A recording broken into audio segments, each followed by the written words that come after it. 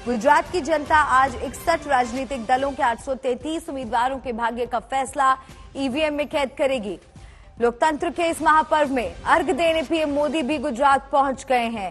PM Modi ने कल अपनी मां से मुलाकात की थी और आज वो अहमदाबाद के रानिप में निशान पब्लिक स्कूल में बने बूथ पर अपना वोट डालेंगे। आज अहमदाबाद में मतदान करेंगे पीएम मोदी। सीएम भूपेंद्र पटेल, हार्दिक, अल्पेश, जिग्नेश का आज इम्तिहान। गुजरात में आज दूसरे और अंतिम चरण की वोटिंग। तो आज पीएम मोदी अहमदाबाद में वोट डालेंगे। गांधीनगर में पार्टी नेताओं से कल पीएम मोदी ने मुलाकात की, अपनी मां से उन्होंने मुलाकात की, जीत का आशीर्वाद लिया। आज 61 राजनीतिक दलों के 833 उम्मीदवार मैदान में हैं और आज पीएम मोदी भी अपना वोट देंगे। आज अहमदाबाद में मतदान करेंगे पीएम मोदी। गुजरात में आज आखिरी और दूसरे चरण का मतदान है। 93 सीटों पर सुबह 8 बजे से वोटिंग की प्रक्रिया शुरू हो जाएगी। चुनावी मैदान में कुल 833 प्रत्याशी हैं और इस बार बीजेपी, कांग्रेस और आम आदमी पार्टी के बीच त्रिकोणीय मुकाबला दिख रहा है। आखिरी चरण का चुनाव, कहां पर वोट डाले जाएंगे और किस किस की किस्मत दांव पर, वो लगातार हम आपको जानकारी दे रहे हैं। गुजरात में दांव पर दिग्गज।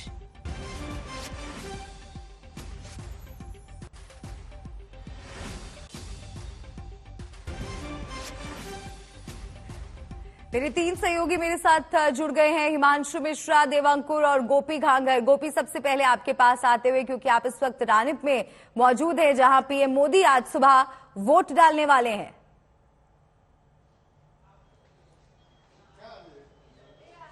बिल्कुल मलिका, आपको बता दें कि देखिए हम इस वक्त एक पोलिंग बूथ के बाहर है जो रानीप इलाके का है और यहाँ पे आप देख सकते हैं यहाँ पे जो तैयारियां है वो हो चुकी है और यहाँ पे खास करके 8 बजे से जब वोटिंग शुरू होना है तो उससे पहले जो सारी चेकिंग है, जो ईवीएम की चेकिंग हो या जो यहाँ पे लोग जब वोट डालने आएंगे तो उसके लिए जो फैसिलिटीज है वो सारी चीजों की चेकिंग भी यहाँ पे हो चुकी है। और साथ ही आपको बता दें कि इस बूथ पर पैरामिलिट्री फोर्स जो है उसको भी डिप्लॉय किया गया है।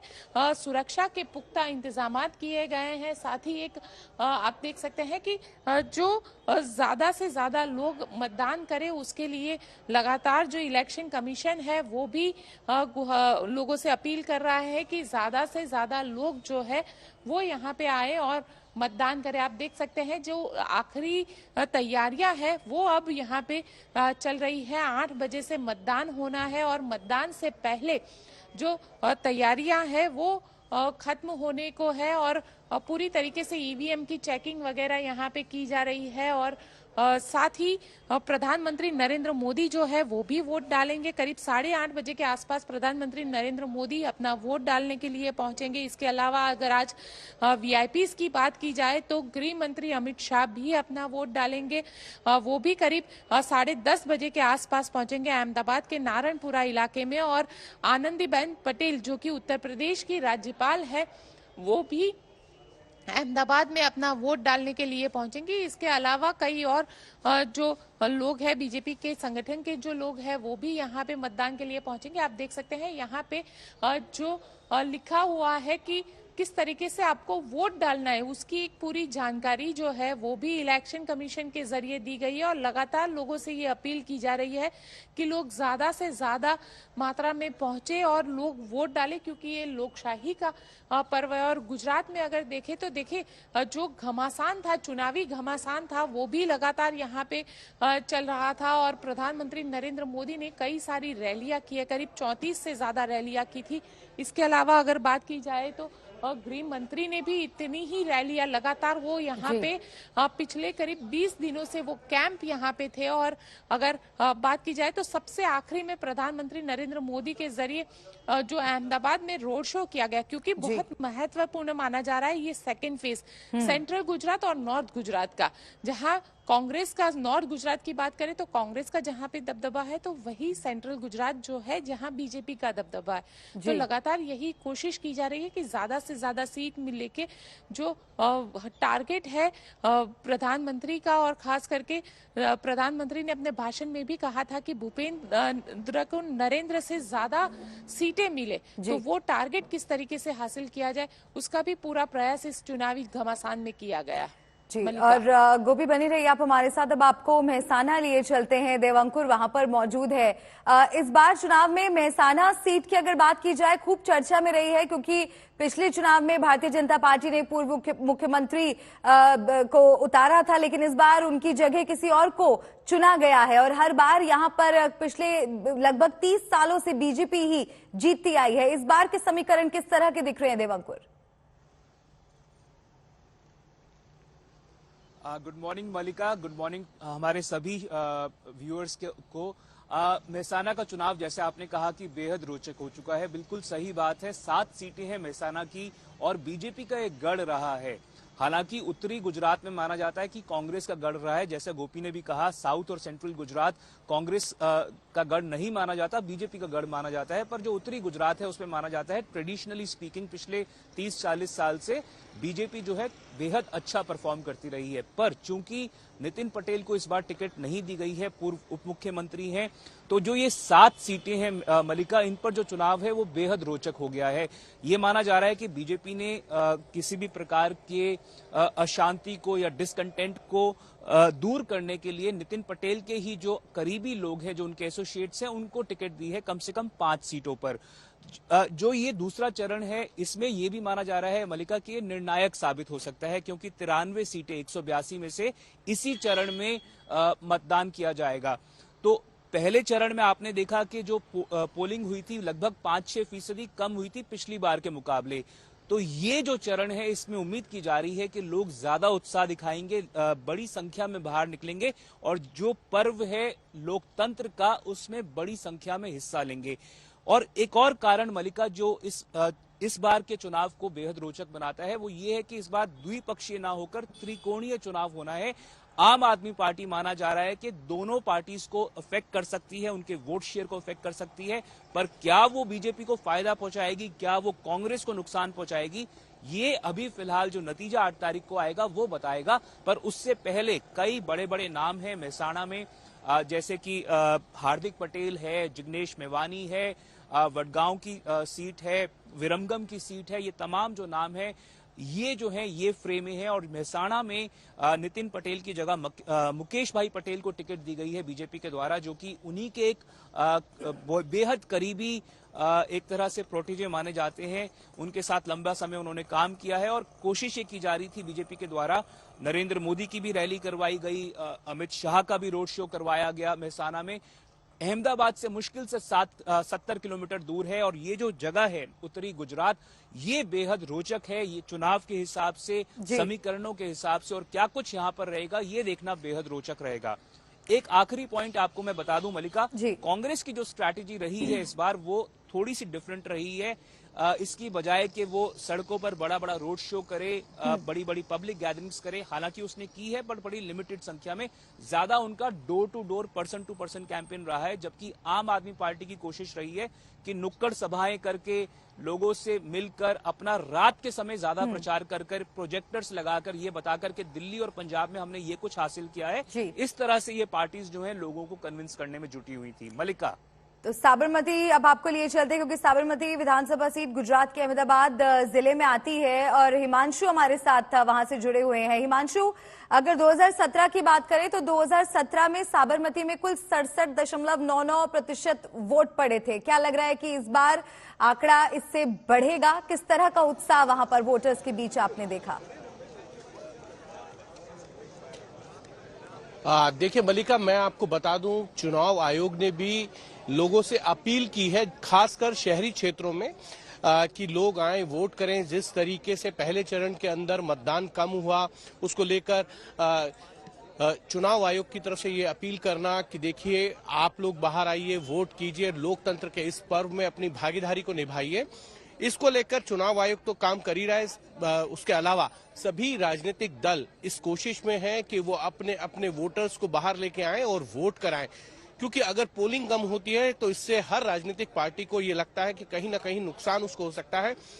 मलिका, मैं इस वक्त जो है वो साबरमती के निशान विधानसभा के निशान स्कूल में हूं। यहां पर प्रधानमंत्री नरेंद्र मोदी जो हैं वो 8:30 बजे से 9 बजे तक के बीच में जो है वो अपना मतदान करने आएंगे। इसी साबरमती विधानसभा क्षेत्र में उनके भाई जो हैं सोमा भाई, उनका यहां पर जो है वो घर है और उसी घर पर प्रधानमंत्री नरेंद्र मोदी का जो है मतदाता सूची में नाम है। और आप देख सकते हैं कि प्रधानमंत्री नरेंद्र मोदी को देखने के लिए स्कूल के बच्चे यहां पर आए हुए हैं और लगभग 3 किलोमीटर तक जो है इसी तरीके से इस पूरे एरिया में बैरिकेड किया गया है। और लोग जो हैं जब भी प्रधानमंत्री नरेंद्र मोदी आते हैं वोटिंग करने के लिए, इसी तरीके का माहौल जो है यहाँ देखने को मिलता है। हम कुछ बच्चों से बात करते हैं। बेटा, आप लोग क्या किस लिए इंतजार कर रहे हैं यहाँ? सर, हम यहाँ प्राइम मिनिस्टर के वेट कर रहे हैं सर, क्योंकि मैंने तो अभी तक उन्हें कभी देखा नहीं है, तो आई होप सो आज उन्हें देखने को मिलेगा। इनका कहना है कि आज तक प्रधानमंत्री को नहीं देखा है, इसलिए आप लोग। हाँ जी सर। जी हाँ तो सर, मैंने उनका स्केच भी उनके लिए वो रेडी किया है। देखिए मलिका, ये है प्रधानमंत्री नरेंद्र मोदी की लोकप्रियता कि ये स्कूल के स्टूडेंट है और इन्होंने स्केच बनाया। क्या नाम है आपका? जी सर, मेरा नाम टाठोर आरव है और मैं 12th साइंस में स्टडी कर रहा हूँ और मैंने उनके लिए ये वाला स्केच। स्कूल बंद है या खुले? नहीं सर, आज तो हमारे स्कूल वो बंद है, पर आज वो आ रहे तो हम लोग उनके स्वागत के लिए आए हैं, तो ये हमारे लिए बहुत। स्कूल के विद्यार्थी हैं? हम हैं अभी आज ये वाला हमारा स्कूल है सुपर इंग्लिश स्कूल, हम लोग उनके स्टूडेंट है। हाँ जी, ये देखिए आप मैंने उनके लिए ये वाला स्केच भी रेडी किया है कि वो आ रहे तो अगर मुझे उनका चांस होगा तो मैं उनको ये भी उनको दूंगा, गिफ्ट दे दूंगा। देखिए, ये है मलिका प्रधानमंत्री नरेंद्र मोदी की लोकप्रियता कि स्कूल के बच्चे यहाँ आए हैं, स्कूल के यूनिफॉर्म में है और साथ ही साथ जो है वो यहाँ पर इसी तरीके का पूरे क्षेत्र में जो है वो माहौल रहता है जब प्रधानमंत्री नरेंद्र मोदी वोट कास्ट करने आते हैं। एक चीज और है मलिका, आज प्रधानमंत्री नरेंद्र मोदी शायद जो है ओपन कार में वोट करने आए, तो लोगों का जो हजूम आपको देखने को मिलेगा सड़क के दोनों तरफ। मैं अपने कैमरा पर्सन से कहूंगा वो दिखाएं, जो लगभग 2.5 से 3 किलोमीटर का एरिया है, उस पूरे एरिया में इसी तरीके से जो है सड़क के दोनों तरफ प्रधानमंत्री नरेंद्र मोदी के देखने के लिए लोगों की झलक रहेगी। और आप देखिए लोग जो हैं अब यहाँ पर जुटने भी लगे हैं और प्रधानमंत्री नरेंद्र मोदी वोट मतदान करने के बाद जो है यहाँ से अपने भाई सोमा भाई के घर जाएंगे। यहाँ इसी रोड पर उनके भाई का घर है, यहाँ से निकलकर सीधा अपने भाई से मिलने जाएंगे, उस भाई से जिन भाई के घर के पर उनके मतदान सूची में नाम है। तो कहीं ना कहीं एक चीज जरूर है, प्रधानमंत्री नरेंद्र मोदी जब भी वोट कास्ट करने आते हैं बीजेपी के लिए एक बड़ा यहाँ पर इवेंट रहता है। और साथ साथ एक चीज और कि 21 विधानसभा सीटें हैं अहमदाबाद क्षेत्र में। पिछली बार भारतीय जनता पार्टी ने जो है वो 15 सीटों पर कब्जा किया था, लेकिन चुनाव के बाद कांग्रेस के एक विधायक ने पार्टी छोड़कर बीजेपी की सदस्यता ज्वाइन की और उसके बाद बाई इलेक्शन हुए, उसमें वो जीते भी। 16 सीटें वर्तमान में भारतीय जनता पार्टी के पास अहमदाबाद क्षेत्र में हैं। और 2017 में जिन 4 क्षेत्रों ने भारतीय जनता पार्टी की सरकार बनाने में बहुत मदद की थी, क्योंकि भारतीय जनता पार्टी उस वक्त बहुमत से सिर्फ 7 सीटें ही ज्यादा थी, उसमें अहमदाबाद, सूरत, वडोदरा और राजकोट का बहुत बड़ा रोल था। अगर यहाँ पर भारतीय जनता पार्टी अच्छे खासी तादाद में सीटें नहीं जीतती तो भारतीय जनता पार्टी को 2017 के अंदर सरकार बनाने में बड़ी मुश्किल आ सकती थी। तो यही कारण है कि शहरी क्षेत्रों में भारतीय जनता पार्टी का जिस तरीके का जनाधार है उसको वो कायम भी रखना चाहती है। और साथ ही साथ जो बात गोपी कह रही थी कि इस बार मुकाबला त्रिकोणीय है, उस त्रिकोणीय मुकाबले में भारतीय जनता पार्टी को इस बात का एहसास है कि कहीं ना कहीं आम आदमी पार्टी जो है वो एंटी इनकम्बेंसी का जो वोट है जो कांग्रेस के खाते में जा सकता था, वो वोट जो है वो आम आदमी पार्टी अगर काटती है तो इसका फायदा सीधा सीधा भारतीय जनता पार्टी को मिलेगा। और भारतीय जनता पार्टी को इस बार की उम्मीद है कि रिकॉर्ड जो सारे रिकॉर्ड भारतीय जनता पार्टी के खाते में है, चाहे वो 127 सीटें 2002 में जीती हो भारतीय जनता पार्टी ने या वोट परसेंटेज का, वो सारे रिकॉर्ड भारतीय जनता पार्टी को लगता है कि इस विधानसभा चुनाव में वो तोड़ देगी। और भारतीय जनता पार्टी का टारगेट भी है कि 149 सीटें जो माधव सिंह सोलंकी के नेतृत्व में कांग्रेस ने 1985 में जीती थी, उस रिकॉर्ड को भी जो है वो भारतीय जनता पार्टी इस पर तोड़ना चाहती है। इसीलिए अगर आप देखेंगे इस ट्रायंगुलर फाइट के अंदर भारतीय जनता पार्टी को बहुत उम्मीद है आम आदमी पार्टी से कि वो अगर वोट काटती है तो इसका फायदा जो है वो भारतीय जनता पार्टी को मिले। जी, हिमांशु, गोपी और देवांकुर, आप तीनों हमारे साथ बने रहिए। तो हमारे जो संवाददाता हैं किस तरह से आपको ग्राउंड जीरो से एक जानकारी दे रहे हैं, तस्वीरें आप तक पहुंचा रहे हैं, क्योंकि ये देखना काफी दिलचस्प होगा कि गुजरात का मतदाता किसका भाग्य विधाता बनता है, क्योंकि इस बार बीजेपी कांग्रेस के अलावा मैदान में आम आदमी पार्टी भी है और इस पार्टी के संयोजक अरविंद केजरीवाल घूम घूम कर गुजरात में चुनावी जीत के लिखित दावे भी कर रहे हैं।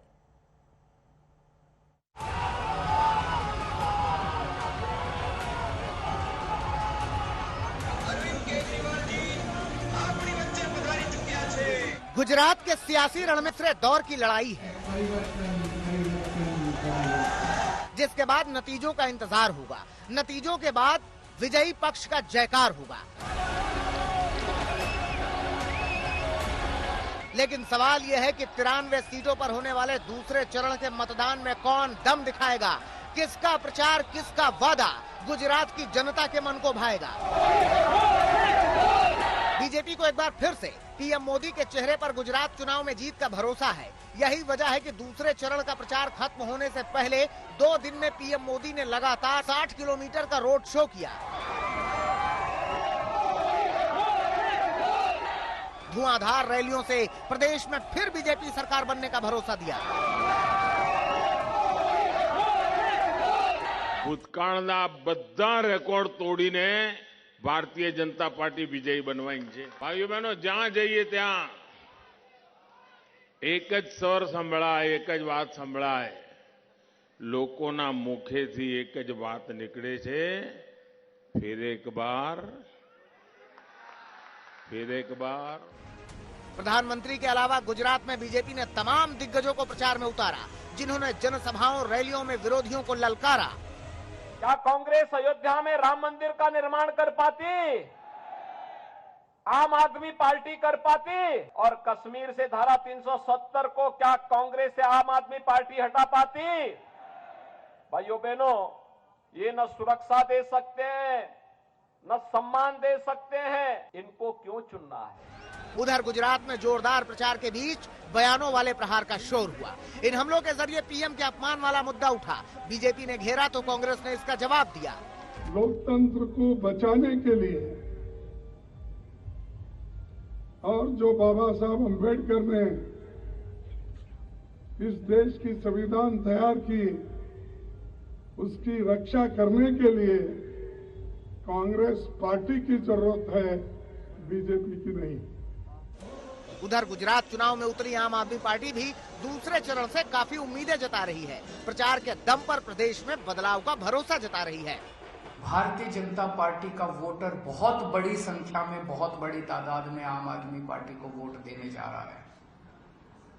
पूरा गुजरात इस टाइम बदलाव मांग रहा है। गुजरात में आम आदमी पार्टी की सरकार बन रही है।